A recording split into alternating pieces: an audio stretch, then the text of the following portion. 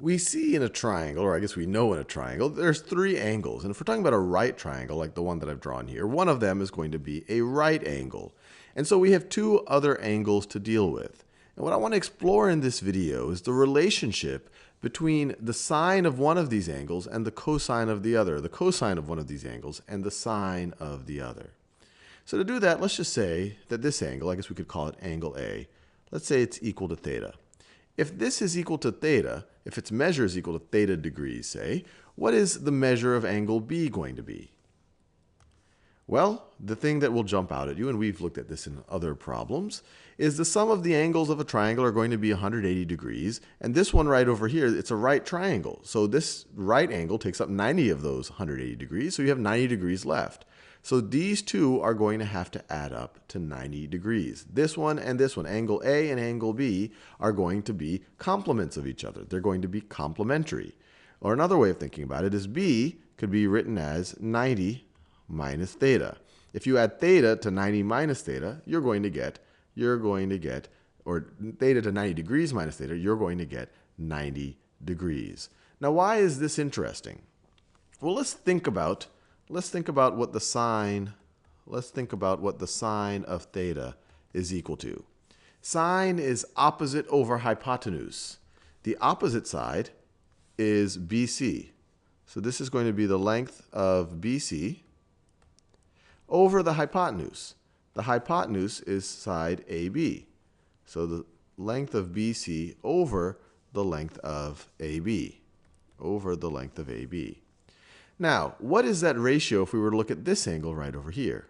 Well, for angle B, BC is the adjacent side, and AB is the hypotenuse. From angle B's perspective, this is the adjacent over the hypotenuse. Now, what trig ratio is adjacent over hypotenuse? Well, that's cosine. So, ka-toa. Let me write that down. Sine doesn't hurt. Sine is opposite over hypotenuse. We see that right over there. Cosine is adjacent over hypotenuse, ka. And toa, tangent, is opposite over adjacent. So from this angle's perspective, taking the length of BC, which is BC is its adjacent side, and the hypotenuse is still AB. So from this angle's perspective, this is adjacent over hypotenuse. Or another way of thinking about it, it's the cosine of this angle. So that's going to be equal to the cosine of 90 degrees minus theta. That's a pretty neat relationship. The sine of an angle is equal to the cosine of its complement. So one way to think about it, the sine of, we could just pick any arbitrary angle. Let's say the sine of 60 degrees is going to be equal to the cosine of what? And I encourage you to pause the video and think about it. Well, it's going to be the cosine of 90 minus 60. It's going to be the cosine of 30 degrees. 30 plus 60 is 90. And of course, you could go the other way around. We could think about the cosine of theta.